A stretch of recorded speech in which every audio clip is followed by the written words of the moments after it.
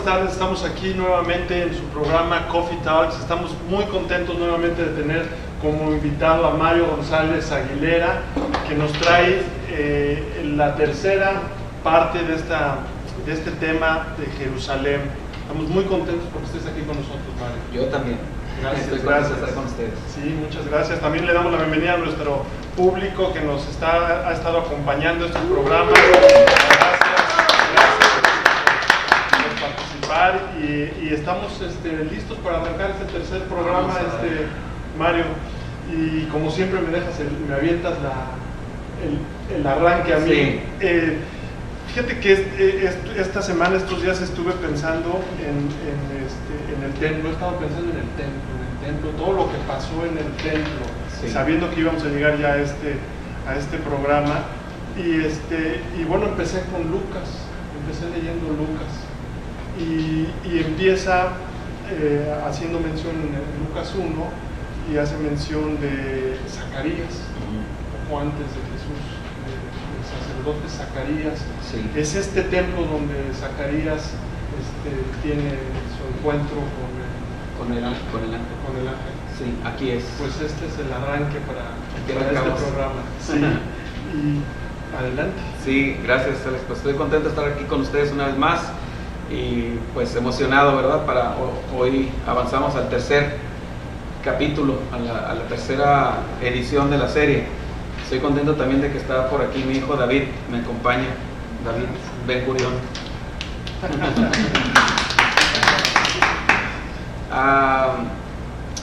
Bueno, pues este es el templo que mencionas, que la Biblia menciona en Lucas, donde Zacarías, el padre de Juan el Bautista, tiene esa revelación, esa visión. El ángel se le presenta y le va a decir que va a tener su esposa a ese hijo, ¿no? Su esposa Elizabeth, que va a preparar el camino al Mesías.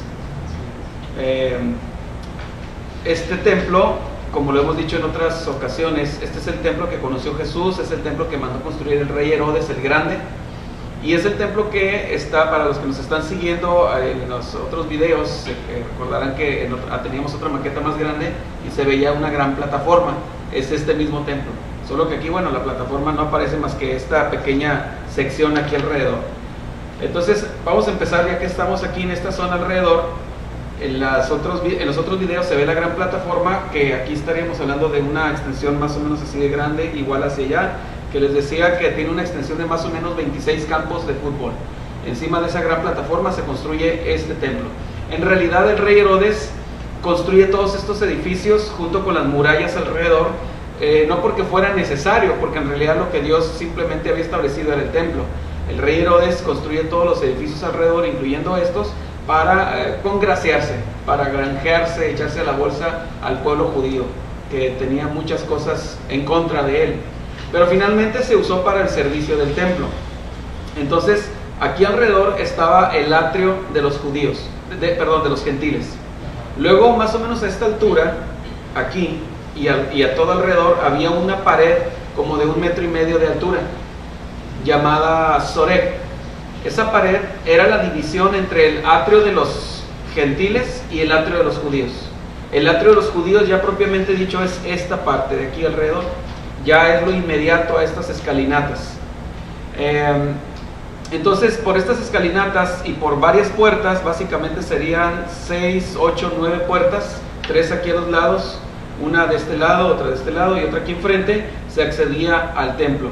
Esta puerta que está aquí enfrente es la que la Biblia menciona en el libro de los Hechos, es la puerta La Hermosa. Esta es la puerta La Hermosa, donde va Pedro, va entrando al templo y hay ahí un cojo. Una persona está pidiendo limosna, ayuda, y le dice: no tenemos plata ni oro, pero lo que tengo te doy. Aquí sucede, esta es la puerta La Hermosa. Entonces, al pasar por esta puerta hacia acá, hacia el atrio, a este primer atrio, se accedía a este atrio que era el atrio de las mujeres. El atrio de las mujeres, aquí podían y debían estar las mujeres, pero también los hombres. ¿Por qué se le llama atrio de las mujeres? Porque esta era la zona donde ellas podían estar, puesto que pasando estas puertas de aquí, estas puertas se llamaban las puertas de Nicanor. Se les llamaba así por la persona, o sea, se les puso ese nombre en honor a la persona que donó las puertas, un rico de Jerusalén. Donó estas dos grandes e inmensas puertas. No sé si en la imagen se alcanza a ver, pero aquí tenemos la escala de las personas. Estas son las personas. Así es que imagínense el tamaño de estas puertas. Son puertas ¿de qué altura? ¿20 metros? Sí, estaríamos hablando más o menos de por lo menos unos 15 metros de alto, ¿no? Eso es demasiado, enormes esas puertas. Y había aquí unas escalinatas, y aquí de hecho también tenemos unas figuritas que representan a los levitas que están ministrando la alabanza aquí dentro del atrio de las mujeres. Y bueno, la gente pasaba por aquí, y por esta puerta solamente pasaban los varones, sacerdotes o no sacerdotes, levitas o no levitas, pero varones. Entraban por aquí, y aquí alrededor había un patio que era el patio de los varones de Israel. En este patio alrededor podían estar solamente los varones, o sea, ya las mujeres quedaban afuera. Entonces pasaban los varones. Luego los varones solamente podían estar aquí. Aquí la imagen no lo va a alcanzar a tomar, pero pasando esta puerta, inmediatamente lo primero con lo que la gente se topaba al pasar esta puerta es con el altar de los sacrificios. Aquí tú y yo lo estamos viendo, el altar de los sacrificios, una estructura que es rectangular, como una gran mole de piedra, y se accedía por una rampa, por una banqueta inclinada. Ajá. Y aquí se ofrecían los sacrificios, y aquí a un lado estaban los destazaderos y unas estructuras de madera, bueno, que aquí en la maqueta no aparecen, se han caído, pero eran como si fuera la carnicería. Ahí se colgaban los animales y se destazaban, se les quitaba la piel, las vísceras, todo eso, ¿no? Se les mataba, primero se les mataba y luego ya se les ponía aquí en el altar de los sacrificios. Y luego estaban estas escaleras para subir al templo, ya al templo propiamente dicho. Pero ya los varones de Israel no podían entrar aquí, no podían subir esas escaleras. Ellos llegaban hasta este patio, en los alrededores del altar de los sacrificios. Pero aquí arriba había un patio alrededor que era el patio de los sacerdotes. Los sacerdotes podían estar aquí alrededor. Pero aún ni siquiera los sacerdotes, o mejor, no todos los sacerdotes ni todos los levitas podían entrar por las puertas del templo, que ya es aquí esto que estoy señalando. Estas son las puertas del templo. Aquí solamente podían pasar ciertos sacerdotes que entraban a esta primera sección del templo por dentro, llamado lugar santo, donde había cierto mobiliario. Esta es la primera sección del templo que se llama lugar santo, esto que se ve aquí, la fachada. Detrás de estas paredes está el lugar santo. Estaba la mesa de los panes de la proposición, estaba el altar del incienso, el altar del incienso estaba justo enfrente del velo para entrar al lugar santísimo.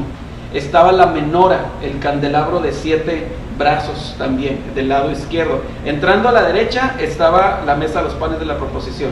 Entrando a la izquierda estaba el candelabro, la menora. Y justo enfrente estaba el altar del incienso, donde se ofrecía el incienso, justo antes de entrar al lugar santísimo, atravesando el velo. Todos, el que las cosas estén en ese orden, afuera el altar, luego también aquí está el lavacro, por cierto, el mar de bronce también se le llama así, que era una gran pileta de bronce donde los sacerdotes extraían agua para purificarse y lavarse. Bueno, toda la disposición de todo el mobiliario del templo tiene un significado espiritual, que Dios estableció. O sea, lo que Dios está haciendo con Israel y con el mundo es enseñarle cómo acercarse a adorar a Dios. Por ejemplo, para entenderlo muy sencillo, nadie podía pasarse de largo el altar de los sacrificios y entrar directamente a las oraciones, al altar del incienso. ¿Por qué? Porque el incienso representa las oraciones. Si no estás reconciliado con Dios, tus oraciones no van a llegar ni al techo. Entonces primero tienes que ofrecer sacrificio. Sí, lo que sucede es que el altar del incienso, el incienso en la Biblia representa las oraciones de los hijos de Dios, o en este caso del pueblo de Israel. Por ejemplo, en Apocalipsis se mencionan dentro de lo que es el templo que está, el tabernáculo que está en el cielo. Tal vez nunca habíamos considerado eso, o tal vez lo has leído, pero hay un templo en el cielo. Dios le muestra a Moisés los planos en esos 40 días y 40 noches que está en el monte Sinaí, aparte de que le da la revelación de los 623 mandamientos para Israel, todas las leyes civiles, las leyes ceremoniales, las leyes de todos los ámbitos, también, normas y preceptos, también le da el plano del tabernáculo que van a construir en el desierto. Pero es en base al modelo, dice la Biblia, que Moisés vio un modelo en el cielo. Y acordémonos, en Apocalipsis hay un cierto momento donde el cielo se abre y el arca del pacto se queda a la vista. Bueno, ahí yo no me quiero extender el tema. Lo que quiero decir es que el tabernáculo es modelo de un templo que está en el cielo. Y a su vez, el templo es una representación a una escala 3 veces mayor que el tabernáculo del desierto. Y lo que Dios está enseñando a Israel y a las naciones es cómo acercarse a adorarle. Y qué es lo que tienen que entender y conocer del carácter de Dios. Entonces, ahorita puse un ejemplo muy sencillo. Una persona no podía entrar, los sacerdotes no podían entrar a ofrecer incienso en el altar. Era un altar así más o menos con esta base, con esta superficie, más o menos esta altura, 1 metro de altura, y ahí había siempre carbones encendidos y se echaba el incienso y el incienso subía, y eso justo enfrente del velo. Significaba que subían a la presencia de Dios. El humo subiendo del incienso representaban las oraciones de la persona que había sacrificado aquí afuera. ¿Sí? O sea, llegaba una persona con el animal, lo sacrificaba por la expiación por sus pecados, y después se entraba y se ofrecía incienso. Significaba las oraciones de él pidiendo perdón. Pero entonces una persona no podía entrar y primero ofrecer el incienso y luego el sacrificio. O sea, todo era por orden, por partes. Tenemos acá ya al fondo, la cámara no lo va a alcanzar a tomar, aunque yo creo que podemos girar aquí la maqueta sin mucho problema, ponerle un poco de perfil. Ahí está perfecto. Entonces a esta altura está el lugar santo y aquí está el lugar santísimo, dentro del edificio, el lugar santísimo. Ahora, aquí vemos nosotros unas ventanas, pero estas ventanas no apuntan directamente al lugar santísimo, sino a unas cámaras, cámaras, unos salones que rodean al lugar santísimo. El lugar santísimo estaba en oscuridad total, no entraba rayo de luz de sol, nada. Era un salón cúbico de 9 por 9 por 9 metros, y ahí estaba, en los días de Salomón, en los días del primer templo, estaba el arca del pacto. El arca del pacto, que era ese cofre compuesto básicamente de 2 partes, que era la tapadera, que era el propiciatorio, y la caja donde estaban contenidas algunos elementos como las tablas de la ley, un tazón con el maná, la vara de Aarón que había reverdecido. Pero en los días de este templo de Jesús ya no existía. Vaya, el arca del pacto desapareció con la caída del primer templo, el de Salomón. Así es que en los días de Jesús era un salón de 9 por 9 por 9 en la oscuridad total y vacío. No había nada ahí, no había nada. Y además, más o menos aquí, a esta altura, aquí donde se dividen estos 2 bloques del edificio, aquí estaría el velo por dentro. El velo que separaba el lugar santo del lugar santísimo. Una pregunta. Sí. ¿Cómo podemos saber, con la gente, cómo podemos saber que no había nada en los tiempos de Jesús, en ese lugar, por ejemplo? Sí, buena pregunta, porque lo dicen los historiadores de la época, principalmente uno llamado Flavio Josefo. Flavio Josefo era un judío que era de familia sacerdotal, y en la revuelta, que más adelante estaremos hablando de eso, en la revuelta del 66 después de Cristo, en la revuelta judía del 66 después de Cristo, cuando los judíos se rebelan contra Roma y expulsan a todos los romanos, a todas las legiones, a todos los soldados de toda la nación de Israel, los expulsan. Él participó, él era un cabecilla, era un guerrillero, Flavio Josefo. Él defiende una de las ciudades, finalmente lo toman preso a Flavio Josefo. El general Tito lo toma preso y le perdonan la vida porque vieron que era una persona muy brillante. Digo, es una explicación ya más estaría abriendo el tema, pero ven cualidades en él y le perdonan la vida y lo adoptan al servicio de Roma. Y Flavio Josefo se encarga de escribir y relatar toda la crónica de la caída de Jerusalén en el año 70. Y Flavio Josefo escribe 2 libros básicamente, Guerras de los Judíos y Antigüedades de los Judíos. Él escribe estos 2 libros que se pueden adquirir en cualquier librería bíblica bien surtida. Historia. Y son libros de historia. Sí, guerras de los judíos y antigüedades de los judíos, y ahí se mencionan esos datos. No solamente lo menciona, otros historiadores también lo mencionan, que ya no estaba aquí. Estabas explicándonos la representación, que todo es espiritual, obviamente, cómo acercarnos, ¿no? Sí, cómo acercarnos a... Me gustaría agotar el tema el aspecto físico del templo, los lugares y los propósitos de los edificios, para entrar a Efesios 2, donde se habla con detalle, ¿verdad? Y otros pasajes sobre lo que representa espiritualmente. Aquí tenemos unos edificios que rodean el templo, y básicamente esos edificios eran almacenes y salones de uso para diferentes propósitos, como por ejemplo almacenaje de la leña, por ejemplo.